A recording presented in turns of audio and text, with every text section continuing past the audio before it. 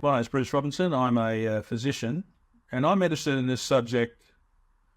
I say two things really. One is in medicine, you see the downside of kids that have had really crappy fathering. So that's kind of, and also you see men who regret that they buggered it up, excuse my French. But also, I'm getting old, and I'm really keen that after all these years of working with dads, I get a chance to pass on some of those points. To really with one goal, to help dads and ultimately to help kids have a better future. And I'm Maggie Dent, and I'm known as the Queen of Common Sense, and I'm a devoted boy champion. And Bruce and I share a deep passion that we thought because we're old, maybe we could get together and drop some wisdoms that could probably stay up there on, somewhere in the digital space forever. So here we are.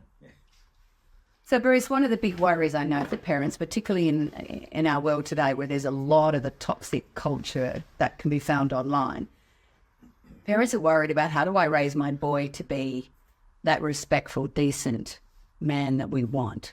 Yeah, thanks, Maggie. I've thought about this a lot because I think everyone complains, teachers, police, everyone, that kids just don't seem to have values, and there's a lot of social media that's eroding values. I think of the old bank that we used to have in the city, the R&I Bank. Helps me remember the two things that everyone agrees with, respect and integrity.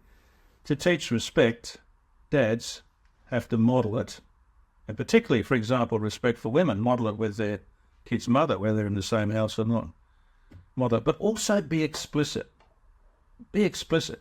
You are not treating your sisters well, or I heard you did something at school. That is not a value. The other one is integrity, to be able to speak with integrity and think.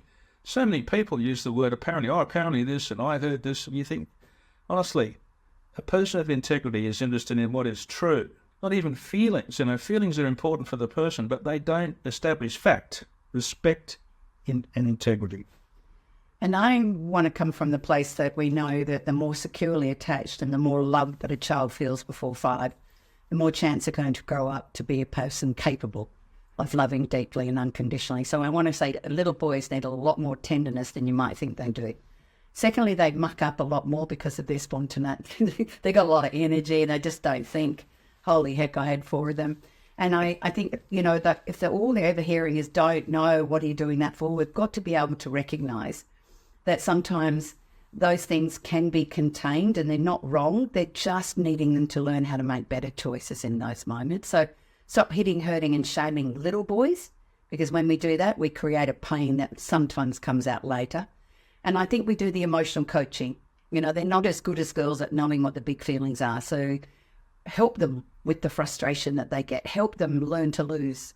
Help them learn what happens when they're rejected, whether they don't always have to lash out physically. I think that's a really emotional coaching.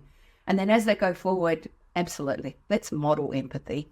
And can we marinate our little boys in the stories of good guys, particularly teenage boys doing good stuff, and good men? Because the media and what they see online is the opposite. So how can we raise them if they're not seeing them? So that's what I love what you're doing in the Fathering Project. We're doing that. We're bringing those things together so they can see it and they're surrounded by it. But we can absolutely raise boys to be good men. Beautifully said.